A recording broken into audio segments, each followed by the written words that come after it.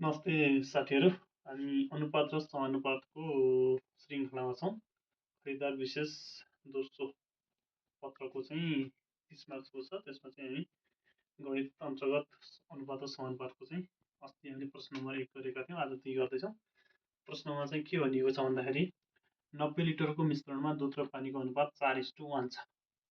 कति लिटर पानी थप्दा उक्त अनुपात 3:2 छ। यो दुईवटा कन्डिसनमा चाहिँ गर्ने गरी यो प्रश्न सोधिएको छ होइन। यो अहिले तपाईँको पछिल्लो समयमा खरिदारको हेर्ने हो भने एकदम महत्त्वपूर्ण क्वेसन पनि हो। अब यसको सोल्युसन गर्न म गइरहेको छु, यहाँहरूले चाहिँ ध्यान दिएर हेर्नलाई त यहाँ अब यहाँ मान्नुपर्छ सुरुमा है। मानौँ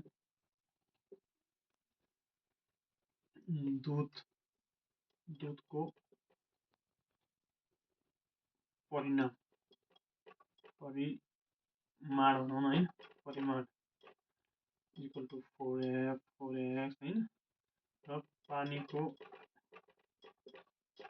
परिमाण x। प्रश्नले के भनेको छ त 90 लिटरको मिश्रणमा दुध र पानीको अनुपात यति छ भनेको छ। अब यो दुध र पानी चाहिँ मिसाउँदाखेरि 90 लिटर हुन्छ भनेको छ। प्रश्न अनुसार जानु पर्यो है। प्रश्न अनुसार दुधको परिमाण 4x प्लस पानीको परिमाण x is equal to 90, 5x is equal to 90, x is equal to कति 90/5। अब x को भ्यालु लेखौँ हामी 5 एका 5, 5 आठा 40। x को मान चाहिँ हाम्रो 18 आयो। अब x को मान चाहिँ यहाँ राख्दाखेरि हाम्रो दुध र पानीको चाहिँ मात्रा आउँछ कि। अब दुधको मात्रा हामीले कति मानेको छ माथि 4x मानिएको छ। 4 × 18, 18 दुना 36, 36 दुना 72 LTR आयो होइन। पानीको मात्रा हामीले कति मानेका छौँ,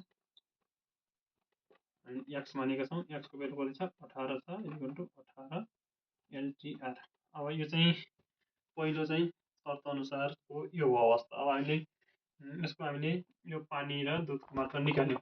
अब के सोधेछ दोस्रो कन्डिसनमा चाहिँ कति लिटर पानी थप्दा उक्त अनुपात 3:2 हुन्छ। कति लिटर पानी थप्दा भनेको छ कि यो 18 लिटरमा चाहिँ कति लिटर थप्यौँ भनेपछि हामीले 3:2 हुन्छ। अब दोस्रो शर्त मानौँ थप्नु पर्ने पानी इज इक्वल टु y मानौँ होइन, y। प्रश्न अनुसार फेरि गरौँ। प्रश्न अनुसार के भन्छ अब तपाईँको 72 लिटर दुध छ, यसमा केही गर्नु परेन होइन। कति लिटर पानी त मात्रै भनेको छ। पानीमा चाहिँ 18 लिटर सुरुमा छँदैछ। थप्ने पानी के मानेको छ हामीले y मानेका छौँ। यति गरियो भने चाहिँ कति हुन्छ यसको अनुपात भनेको छ 3:2 भनेको छ। अब यसलाई हिसाब गरौँ। 72 × 2 7 दुना 14, 140, 144 इज इक्वल टु 18 दुना 36 र 4 58 हो। कति हो 18 त्यहाँ 18 दुना 36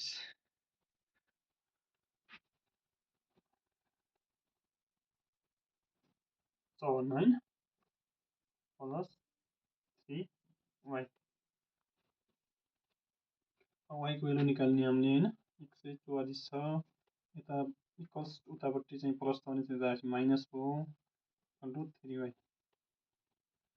कति भयो 90 equal to 3y। y is equal to कति 90/3। y को भ्यालु कति आयो, y को भ्यालु मैले यहाँ लेखेँ है, हेर्नुहोस् है। 30 हामी थप्नुपर्ने चाहिँ मानेका छौँ y को भ्यालु कति आयो 30। अब देखो माथिको मिश्रणमा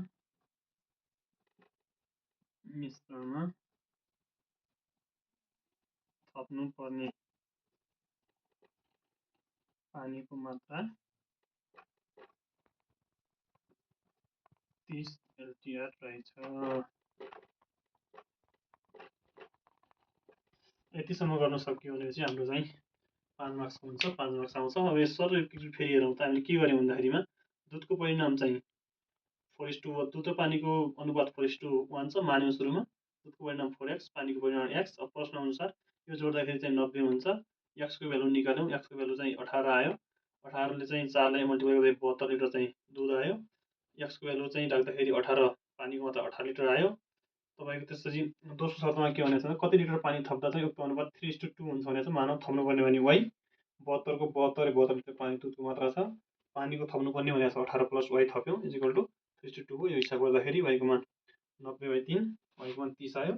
तसर्थ पानीको मिश्रणमा चाहिँ थप्नुपर्ने पानीको मात्रा 30 लिटर रहेछ भन्ने एन्सर आयो।